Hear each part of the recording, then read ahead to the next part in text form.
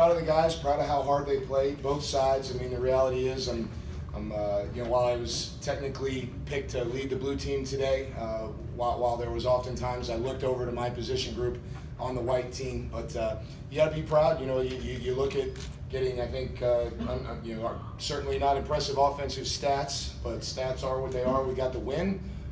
Dane Jackson showed some tremendous speed out there at the end of the game there to get that pick six and get us a chance to win the game. And we got presented with a 2-minute situation. We got a lot of work, and the reality is today for us, it's practice 15, but we get a chance to have a little bit of fun and divide the team up. And from the minute we started the draft last week until the end of the game today, I think that's what we saw, was our kids having fun, playing hard from the beginning of the game to the end of the game, really during practice 15, and you got a chance to see some kids make some plays. So with no further comments, I'll open it up for any questions you have.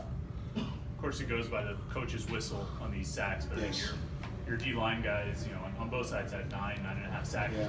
Were they doing things you want to see them do? They really have, and Chris, they've been doing it all spring. I've talked about kind of the growth pattern of this group. Obviously, we had almost everybody back from a year ago, a year where we didn't get the amount of sacks that we want, and you can't predict what we're going to do in the fall, but I certainly like the trend that we're on.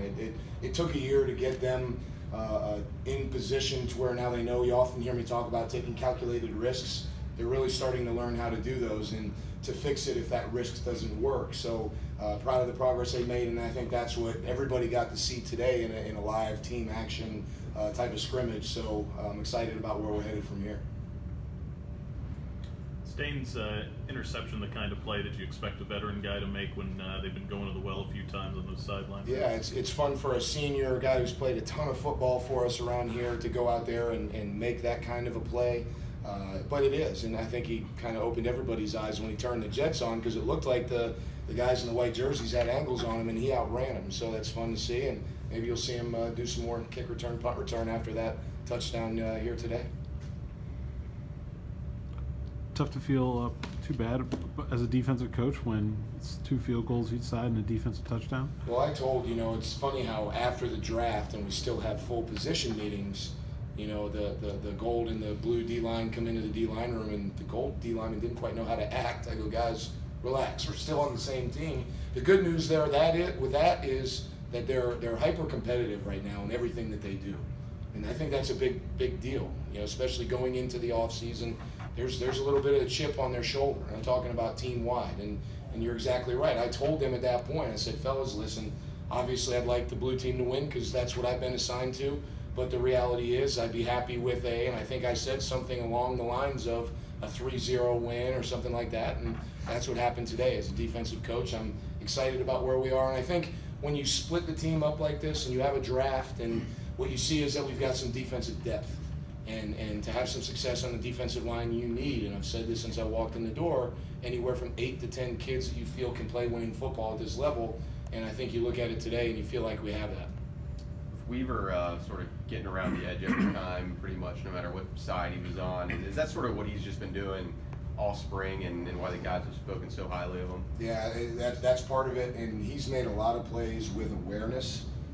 He's aware of the full formation, where the back is, what that means, how to respond. There was a play where they handed off a jet today, and he knew by formation that there was chances it was coming. There was a play where he took a risk. It was a TFL late in the game when they were going towards the big scoreboard, towards the river.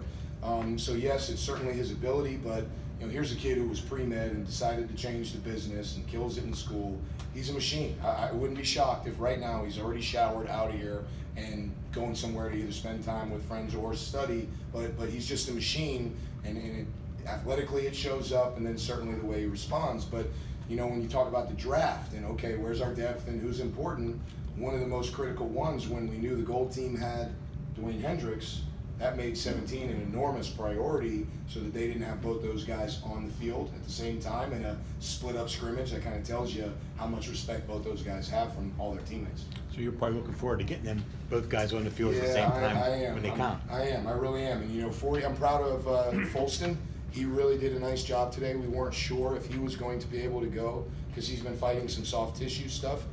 But he battled through, and he went, I think, all the way until the fourth quarter. So he showed a lot of toughness to me today when he hasn't been able to get a lot of reps. But he's aware. I mean, it's pretty obvious that what you're seeing from Weaver and Hendricks, they're taking advantage of all the reps that they're getting when they get that chance on the field.